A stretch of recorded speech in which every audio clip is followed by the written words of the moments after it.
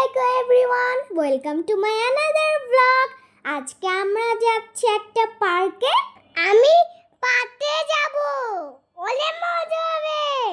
আমরা আজকে এসেছি লালপুর পার্কে। তোমরা এসে ঘুরে যেতে পারো। এই পার্কটা অনেক সুন্দর। যারা যারা ঘুরেছো কমেন্ট করে জানাও। নাটোর জেলার মধ্যে লালপুরে অবস্থিত গ্রিন ভ্যালি পার্ক। পার্কটি এতটাই সুন্দর, না আসলে বুঝতে পারবেন না। এবার আমরা তৃতীয়বারের মতো পার্কে আসলাম। তো পার্কের সামনে হচ্ছে পার্কিংয়ের ব্যবস্থা আছে, আর অনেক অনেক বড় জায়গা জুড়ে এই পার্কটি অবস্থিত। তো টিকিট করে আমরা ভিতরে ঢুকে গেলাম। ভেতরে ঢুকতেই দুইটা এত বেশি খুশি হয়ে গেল স্পাইডারম্যান দেখে, চারিদিকে তারা ছোটাছুটি শুরু করলো। আমি অনেক ছোটবেলায় এসেছিলাম, কিন্তু এবার বেশি মজা হয়েছে। আমার অনেক ভালো লাগছে, আমার বোনটারও অনেক ভালো লাগছে। চারদিকে ঘুরছি আর ততই মুগ্ধ হয়ে যাচ্ছি। গাছগুলোর ডিজাইন দেখছি। আপনারা যদি এইখানে আসতে চান অবশ্যই হাতে সময় নিয়ে আসতে হবে, কারণ অনেক বড় পার্ক, অনেকটা সময় লাগে ঘুরে দেখতে। তো আমরা সকাল সকালই চলে এসেছিলাম, প্রায় 3টার দিকে আমরা পৌঁছে গেছিলাম। আরেকটা কথা, সন্ধ্যার মধ্যে কিন্তু পার্কটি বন্ধ হয়ে যায়, সে কারণে সময় হাতে নিয়ে আসতে হবে। সময় যদি অল্প থাকে তাহলে কিন্তু পার্ক ঘুরে শেষ করতে পারবেন না। যাই হোক, আমার দুইটা হচ্ছে অনেক বেশি আনন্দ করছিল। তার সঙ্গে ছোট্ট একটি বেবি ছিল, আমার বোনের মেয়ে আরশি। সবগুলো মিলে আমরা অনেক মজা করছিলাম।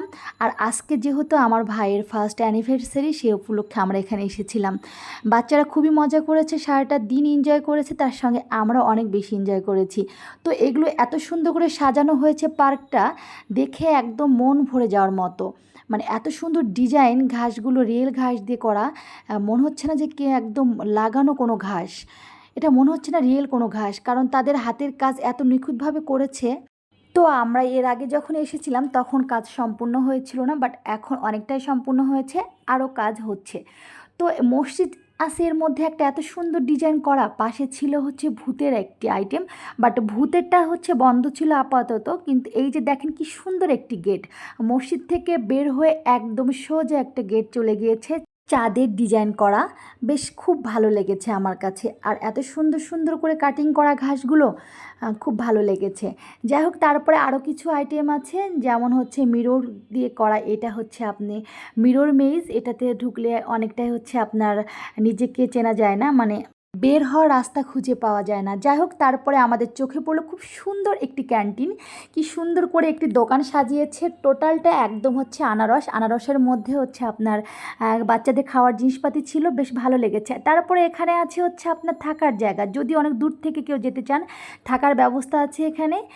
আমি শুধু ভিডিও করার জন্য আর আপনাদের দেখানোর জন্য অনেকটাই পিছিয়ে গিয়েছিলাম, হারিয়ে ফেলেছিলাম আমাদের সঙ্গের লোকজনকে। তো এই ভিডিওতে একটি লাইক দিয়ে দিন, তাহলেই আমাদের পরিশ্রম সার্থক হবে। আর যদি চ্যানেলে নতুন এসে থাকেন প্লিজ চ্যানেলটাকে সাবস্ক্রাইব করবেন। তো আমরা খুঁজতে খুঁজতে তাদেরকে একটি লেক দেখতে পেলাম। লেকেতে হচ্ছে স্পিড বোট যাচ্ছে, দেখতে খুব ভালো লাগছে। এর আগের বারে এসে আমরা এখানে উঠেছিলাম, বাট এখন আমাদের মাথায় টেনশন কী করে ওদের খুঁজে পাবো। তো আমরা এই লেকের ধার দিয়ে হাঁটতে হাঁটতে যাচ্ছিলাম মা মেয়ে। তো এখানে দেখতে পেলাম যে যারা পিকনিকের জন্য আসে আর কি, বিভিন্ন রকম কটেজ আছে, এখানে তারা ভাড়া দেয় এবং এখানে রান্না টান্না করে খাওয়ার ব্যবস্থা, খুব সুন্দর অনেকগুলো কটেজ রেখেছে ওরা। তো আমরা একটি ফ্রি কটেজ পেয়ে গেলাম, যেখানে কোনো মানুষ ছিল না, ফাঁকা টেবিল ছিল আর চেয়ার ছিল। যেহেতু আমরা বাসাতে খাবার নিয়ে গিয়েছিলাম সেহেতু আমাদের ভাড়া নেওয়ার কোনো প্রশ্নই ছিল না, তাড়াহুড়া করে খাওয়া শুরু করলাম।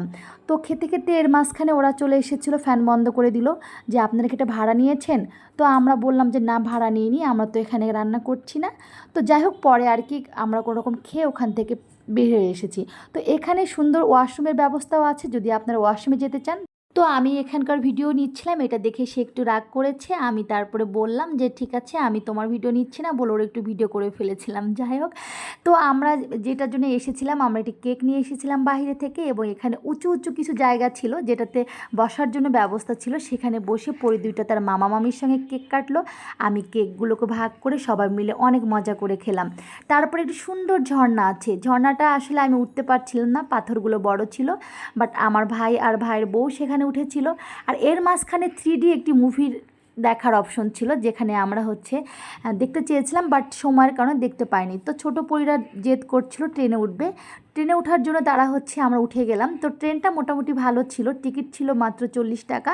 তো ট্রেনে উঠে আমাদের একটি গুহার মধ্যে দিয়ে নিয়ে যাচ্ছিলো, ভূতের কিছু সাউন্ড ছিল।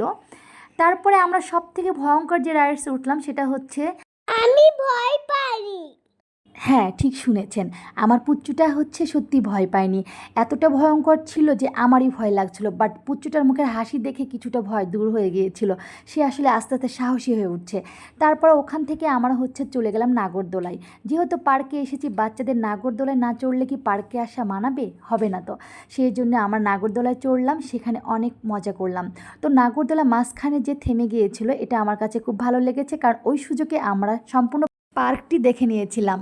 আমি নৌকায় উঠেছিলাম, মাম্মা ভেবেছিল আমি ভয় পাবো, কিন্তু আমি ভয় পাইনি।